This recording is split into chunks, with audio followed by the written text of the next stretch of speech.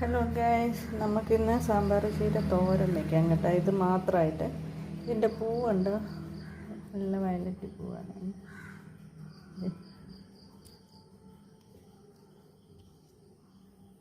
ഇത് കായാണ് കേട്ടോ.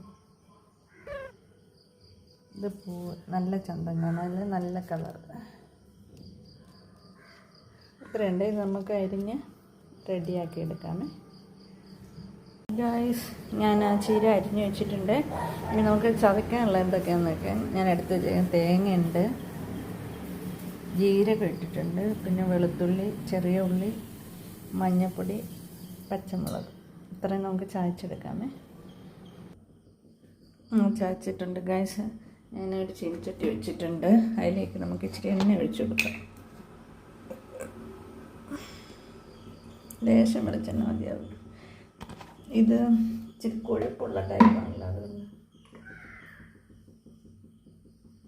ഇനി അതിലേക്ക് ഇച്ചിരി കടുക് ഇട്ടു.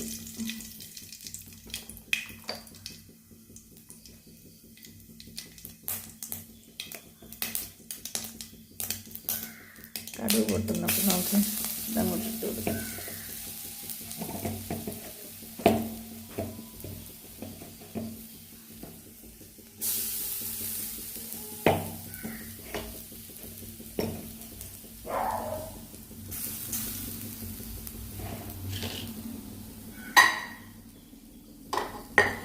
നമുക്ക് അരിഞ്ഞ് വെച്ചിരിക്കുന്ന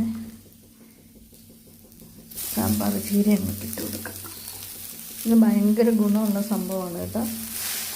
കണ്ണിനൊക്കെ നല്ല സൂപ്പർ സാധനമാണ്, നല്ല ഗുണം ചെയ്യുന്നതാണ്. ഒരു കിളുകിളുപ്പ് പോലെ ഉള്ളതുകൊണ്ട് ആർക്കും അങ്ങനെ അത് ഉപയോഗിക്കാനൊരു ചിലപ്പോൾ ഇഷ്ടക്കേട് വരും. പക്ഷേ അങ്ങനെയൊന്നും വിചാരിക്കണ്ട കേട്ടോ. ഇതിപ്പം നമ്മളിപ്പോൾ ഇത് തോരൻ വെച്ചെടുക്കുമ്പോൾ കണ്ടോണം, നല്ല ചീരയൊക്കെ തോരൻ വെച്ചെടുക്കൂലേ, അതേപോലെ ഇരിക്കും. ആ കിളുകിളിപ്പൊന്നുമില്ല. നമ്മൾ ഇതിനകത്ത് വെള്ളം ഒഴിക്കാണ്ടിരുന്നാൽ മതി കേട്ടോ. വെള്ളം ഒഴിച്ച് കഴിയുമ്പോഴത്തേന് സംഭവം ഇതായിട്ട് ഇനി കുറച്ച് ഉപ്പിട്ട് കൊടുക്കും. ഉപ്പ് ഞാൻ കയ്യിലെടുത്തിട്ടാണ് വരുന്നത്. കയ്യിൽ എനിക്കൊരു തൃപ്തി ഉണ്ടാവില്ല. അരപ്പ് ലേശം അതിലുണ്ടായിരുന്നതൊക്കെ അങ്ങോട്ട് കൈകൊണ്ടെടുത്തില്ല.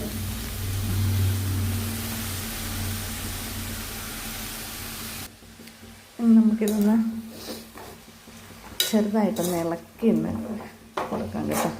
ഇത് ആവിയിൽ മാത്രം ഇരുന്ന് വേവാനുള്ള സാധനമാണേ. അപ്പോൾ ചെറുതായിട്ട് ഇളക്കി ആ അരപ്പിനെയൊക്കെ ഇങ്ങനെ എല്ലായിടത്തോട്ടൊക്കെ ഇട്ട് ഇങ്ങനെ ആക്കി കൊടുക്കാം. എന്നിട്ട് ഇത് ആവിയിൽ വേണം റെഡിയായെടുക്കാം. നമുക്ക് അടച്ചു വെക്കാം. നമുക്ക് തുറന്നിട്ട് ഒന്നും കൂടെ ആവി കയറിയിട്ടുണ്ട്, ഒന്ന് ഇളക്കിയിട്ട് തോർത്തിയെടുക്കാം. ഇച്ചിരി തീ കൂട്ടി വെച്ചേക്കണേ. കൂട്ടി വെച്ചിട്ട് ഇങ്ങനെ ഇളക്കിയിട്ട് പെട്ടെന്ന് തോർന്നെടുക്കാൻ പറ്റും. നമ്മൾ അത്രയും അരിഞ്ഞിട്ടും സംഭവം ഇത്രയേ ഉള്ളൂ.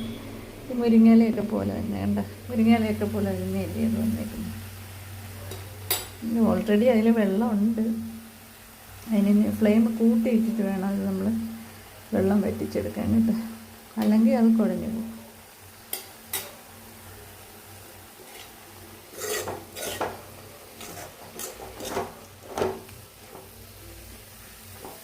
മുരിങ്ങയില അരിഞ്ഞ് നമ്മൾ തോരൻ വെച്ചാൽ ഇങ്ങനെ ഇരിക്കും, അതേപോലെ തന്നെയാണ്. ഇനി ഇതിനിത്തിരി വെള്ളമയം കൂടുതലുണ്ടെന്നേ ഉള്ളൂ.